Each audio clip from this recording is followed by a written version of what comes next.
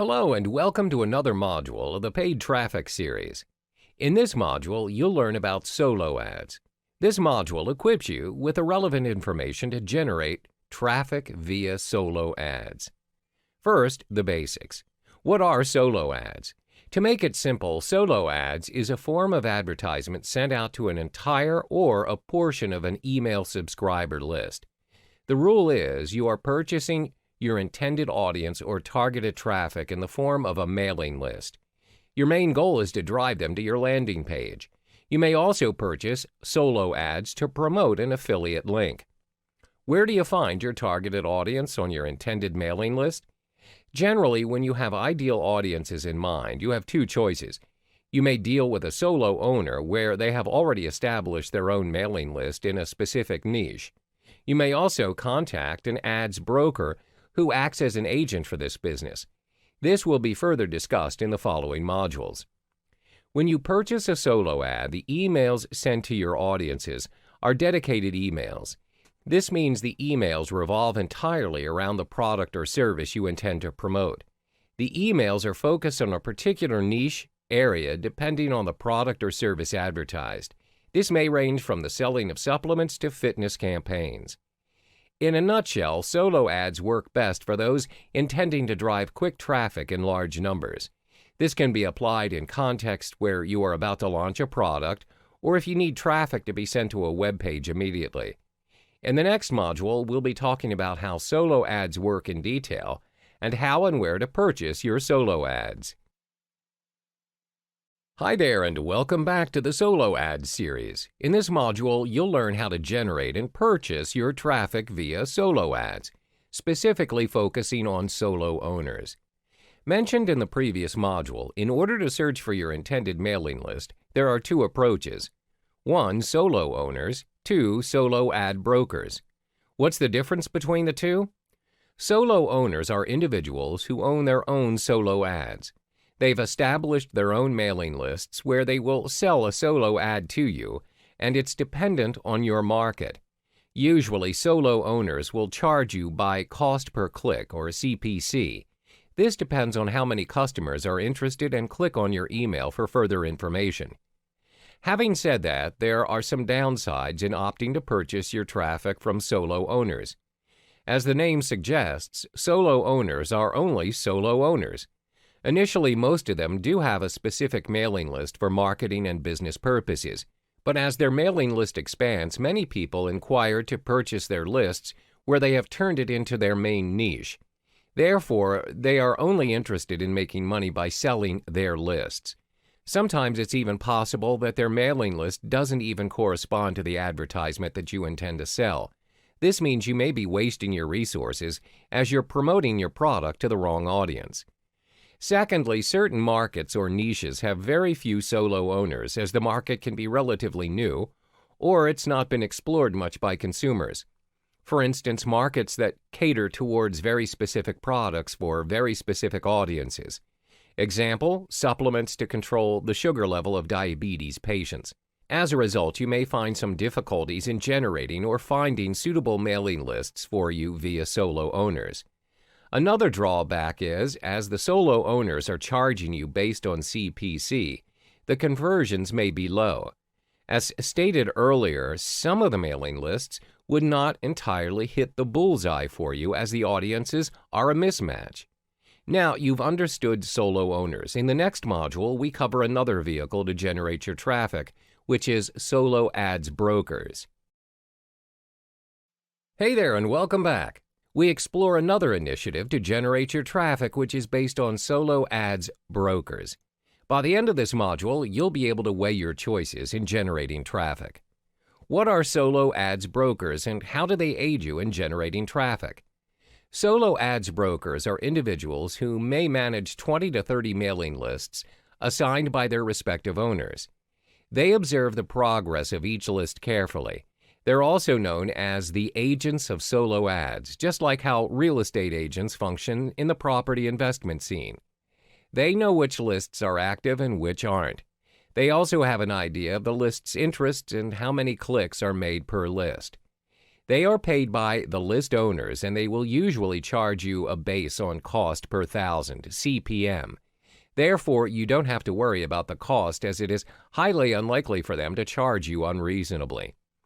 How do we measure CPM? CPM is a jargon referring to the cost of media vehicle reaching 1,000 audience. We will be discussing that in more detail in the following module. Usually, how solo brokers work is they advertise you on the traffic you should purchase based on available lists. When you test run your solo ad and you find it is not generating the amount of traffic you want, you can always go back and discuss about the problem that you're facing to your solo brokers. They are more than willing to help and compensate for your loss by doing what they call a make good, where they'll try to improve the situation. They'll either provide you with another mailing list or they'll give you discounts in your future purchases. It is in their nature to ensure that their customers have a good experience. That's because their goal is to sell as many lists as possible to the right market, and they want their customers to come back and make another purchase with them in the future. They want to be in the business for the long haul. This kind of transaction is also made available through Facebook Solo Ads group. It can be a public or a closed group. In a particular group, there will be solo ads brokers or vendors, as well as the buyers. The brokers advertise the lists that they sell. Meanwhile, the customers who purchase the lists can publish testimonials on the group's page. Therefore, the members of the group will get direct feedback, and this will enable them to weigh their selection of lists.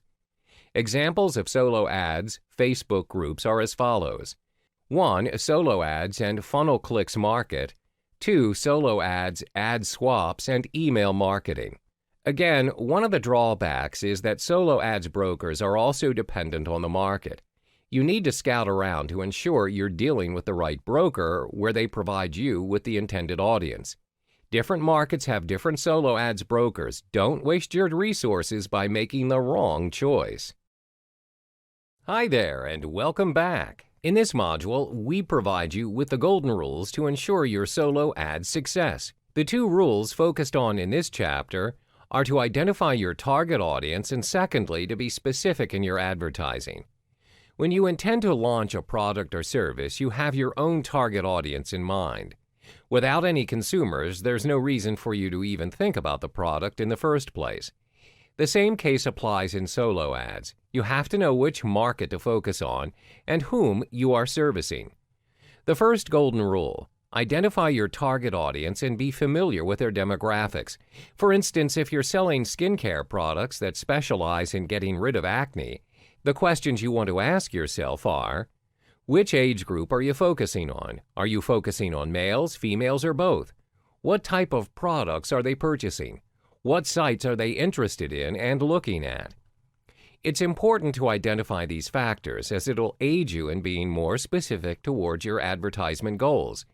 As a result, you're able to effectively generate the kind of traffic you want. By identifying your market, you're also able to select the market where people congregate for a specific cause or interest.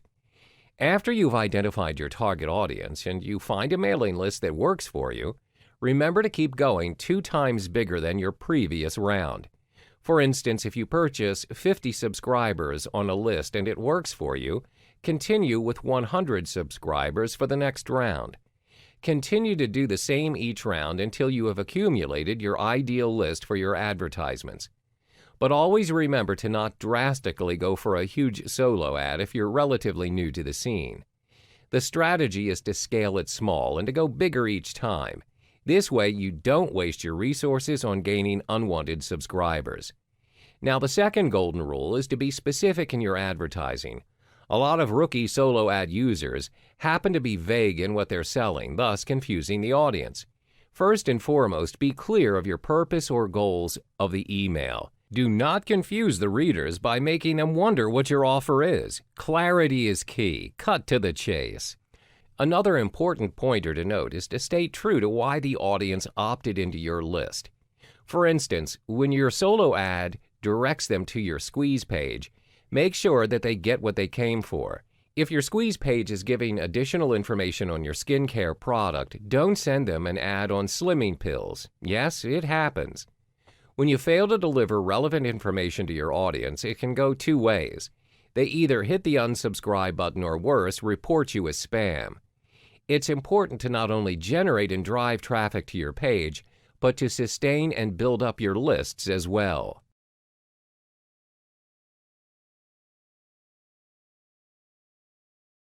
Hey there, and welcome back to the Solo Ads series. In this module, we'll be focusing on another golden rule where you can't afford to miss, which is knowing your numbers.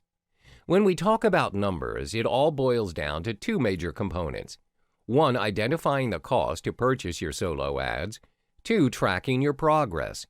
In any business, it's vital to identify the costs invested in your product or service. This is to ensure that you adhere to the budget and do not go overboard as a result, wasting your resources.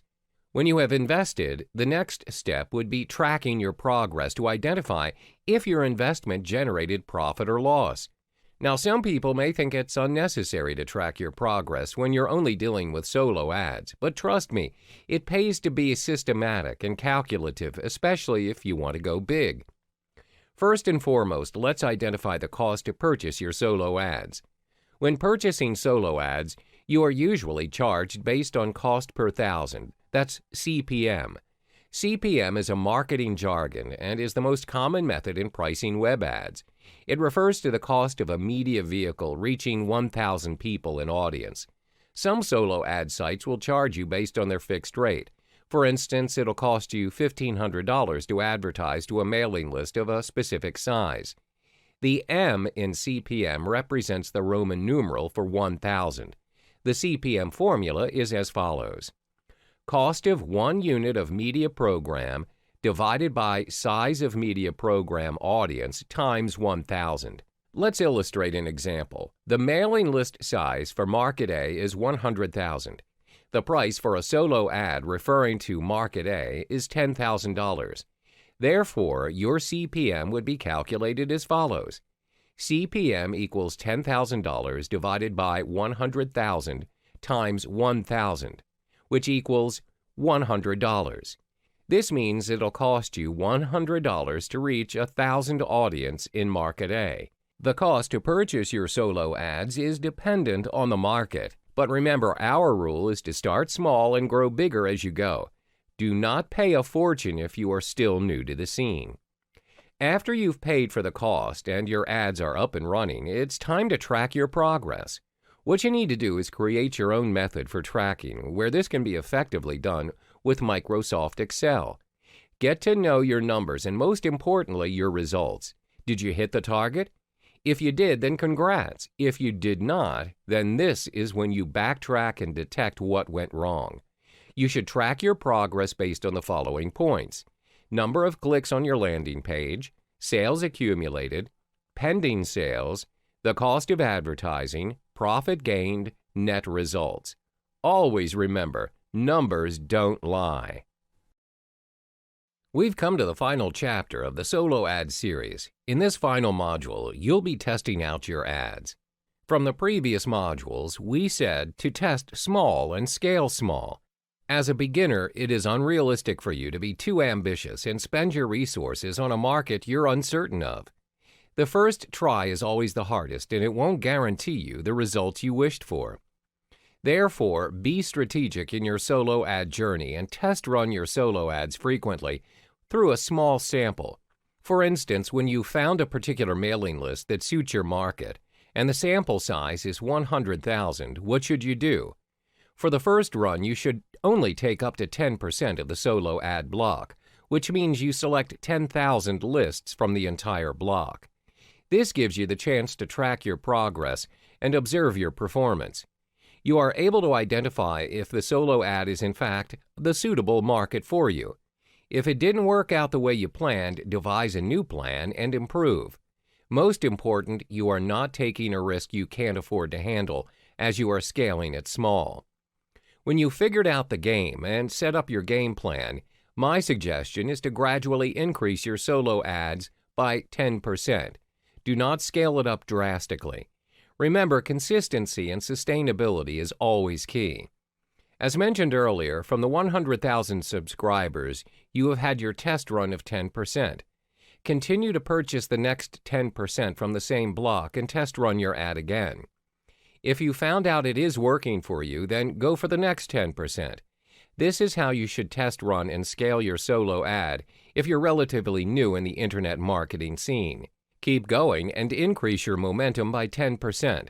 Once you've got the hang of it, it's smooth sailing from there. Test small, scale small, and then go bigger.